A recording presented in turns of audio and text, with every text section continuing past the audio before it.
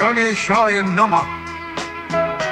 वक्रतुण्डमहाकाय सूर्यकोटिसमप्रभा निर्विघ्नं कुरु मे देव सर्वकार्येषु सर्वदा।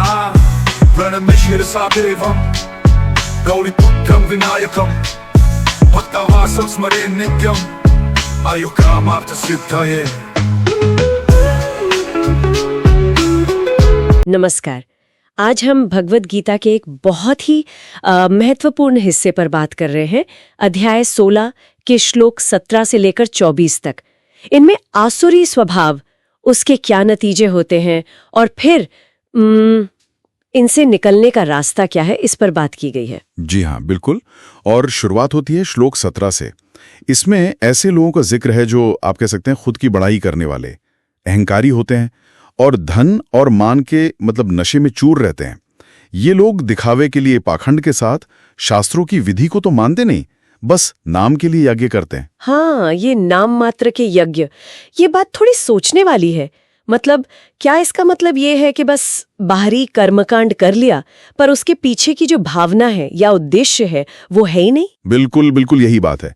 असल मुद्दा वो अंदर की सच्चाई नहीं, बस बाहरी दिखावा रह जाता है।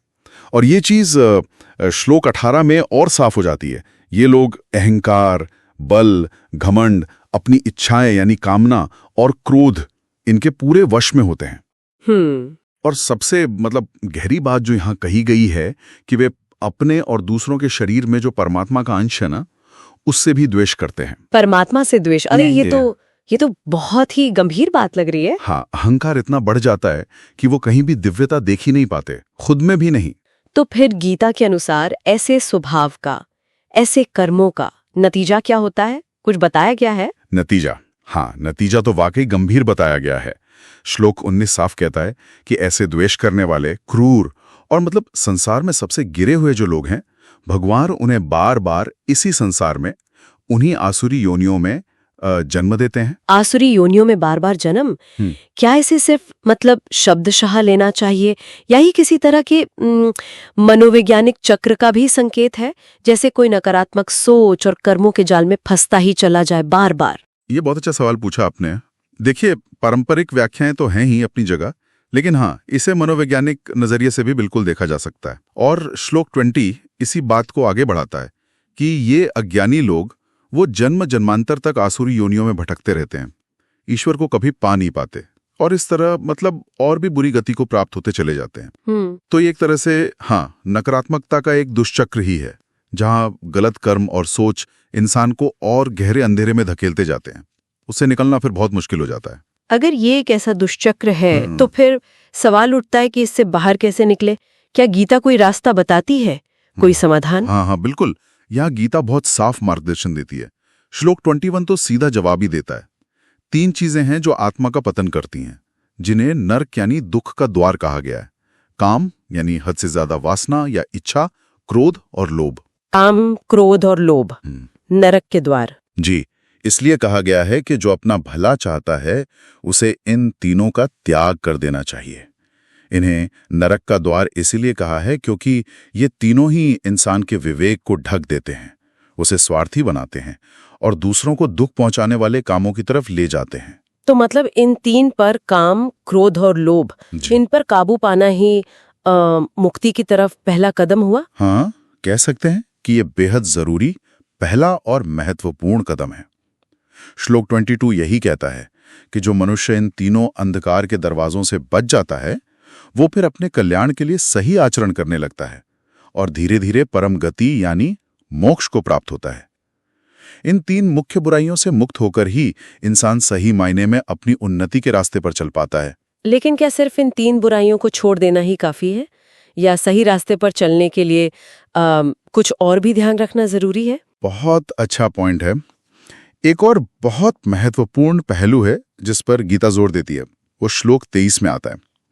इसमें कहा गया है कि जो व्यक्ति शास्त्रों की आज्ञा, जो स्थापित नैतिक और आध्यात्मिक दिशा निर्देश हैं, उनको छोड़कर बस अपनी मनमर्जी से अपनी इच्छाओं के अनुसार काम करता है, उसे न तो सिद्धि यानी सफलता मिलती है, न सुख और न ही परम गति।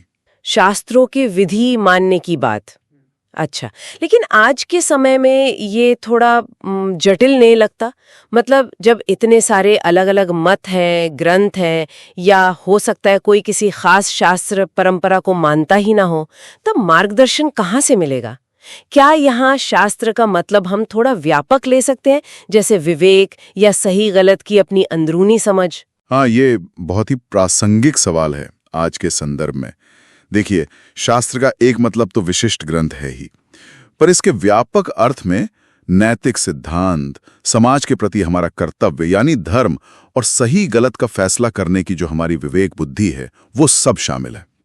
और श्लोक 24 इसी बात को पुष्ट करता है कि क्या करना चाहिए और क्या नहीं, इसका फैसला शास्त्रों के आधार पर हो। अच्छा। इसका सार यही है कि हमारे कर्म सिर्फ अंधी इच्छाओं या आवेगों से न चले, वो ज्ञान और समझ पर आधारित हो। चाहे वो ज्ञान हमें पारंपरिक शास्त्रों से मिले, गुरुओं से मिले, या हमारे अपने सुसंस्कृत विवेक से मिले। कर्म करने से पहले उसका आधार जानना जरूरी है। तो अगर हम संक्षेप में देखें तो ये श्लोक हमें पहले तो नकारात्मक गुणों और उनके खतरनाक परिणामों से सावधान करते हैं, और फिर काम, क्रोध, लोभ जैसे बड़े शत्रुओं पर जीत हासिल करके विवेक और नैतिक मार्गदर्शन के अनुसार जीने का रास्ता सुझाते हैं। बिल्कुल सही कहा आपने। ये श्लोक एक तरह से हमें आत्मनिरीक्षण करने को कहते हैं, और यहीं पर एक विचार करने लायक सवाल उठता है जो शायद हम अपने श्रोताओं के लिए छोड़ सकते हैं कि आज की जो ये भागदौड़ भरी जिंदगी है, इसमें हम अपनी सिर्फ व्यक्तिगत इच्छाओं यानी काम से प्रेरित जो क्षणिक काम होते हैं, और जो एक गहरे कर्तव्य बोध या नैतिक समझ यानी धर्म या शास्त्र से निर्देशित लंबे समय के कल्याणकारी काम होते हैं, इनके बीच साफ साफ अंतर कैसे करें? ये वाकई सोचने वाली बात है।